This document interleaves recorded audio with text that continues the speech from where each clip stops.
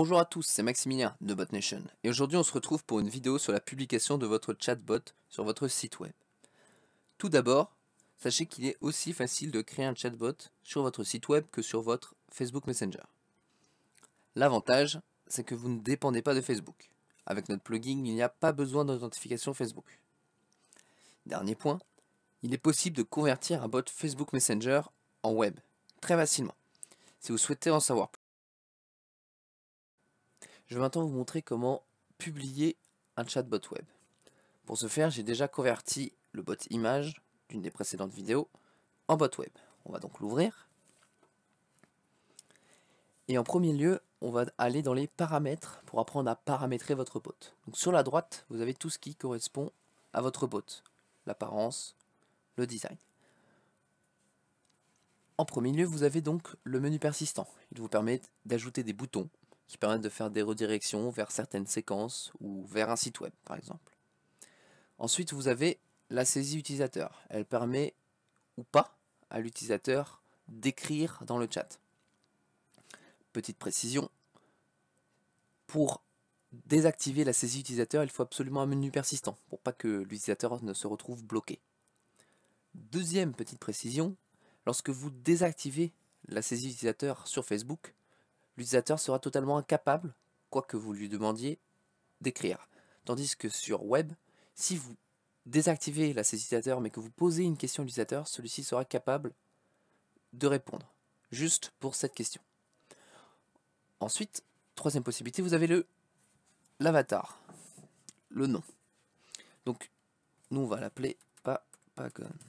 Ensuite, vous avez l'image de l'avatar. L'image de l'avatar, on va aller sur le site, on va reprendre tout simplement le logo. Et on va faire coller ici. Ok. En description, on va faire quelque chose de ça. On va dire, viens découvrir notre pizzeria. Et enfin, vous avez la couleur. Si vous connaissez déjà le code hexadécimal, le code couleur HTML, il vous suffira de le taper ici et de remplacer. Sinon, vous avez toujours l'option de choisir vous-même la couleur. Nous, on va mettre rouge, par exemple. Et voilà. En second lieu, nous allons maintenant tester le bot. Pour ce faire, c'est simple, il suffit de cliquer sur Tester. Cela ouvre une fausse page web qui vous permet de prévisualiser le bot.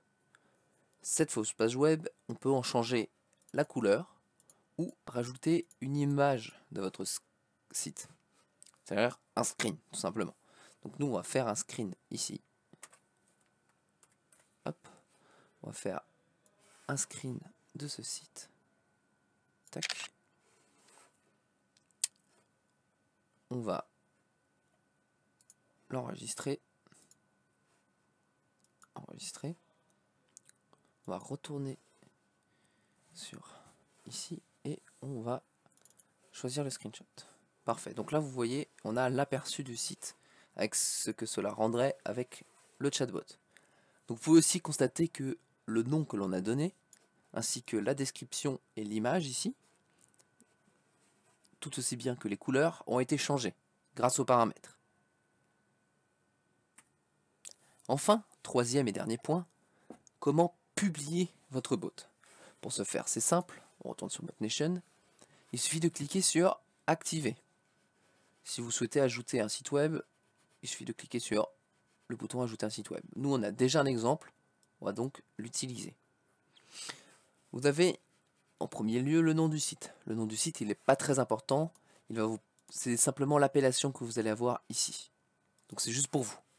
L'URL du site, au contraire, est très importante. Si l'URL indiquée n'est pas la même que celle sur laquelle est installé le bot, cela ne fonctionnera pas. Il faut absolument que l'URL que vous donniez soit celle de votre site, sans erreur. Pareillement, ici vous voyez l'option Autoriser les sous-domaines. Si cette option est désactivée, il ne sera pas possible d'activer le bot sur les sous-domaines de votre site. Ensuite, vous avez deux choix. Soit vous utilisez le plugin WordPress, soit vous copiez-collez le code JavaScript et le placez sur les pages de votre site entre les balises body.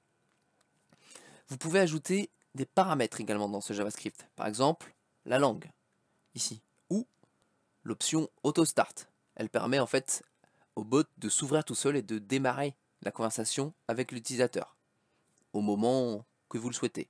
Par défaut, elle est sur non, c'est-à-dire que il faut que l'utilisateur clique ici sur le bouton qui ouvre la conversation.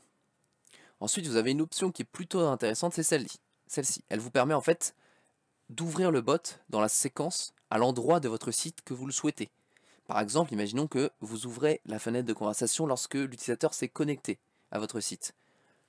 Si le fait que vous ayez ouvert le bot à ce moment, juste après la connexion, vous pouvez récupérer en fait tout ce qui est informations telles que son ID, son nom, son prénom, son genre. Donc tout ça c'est possible sur le bot web. Une fois que vous avez fait tous les changements qui vous conviennent, il est très important de cliquer sur enregistrer pour enregistrer le tout. Et non pas ni à côté ni sur annuler, bien évidemment.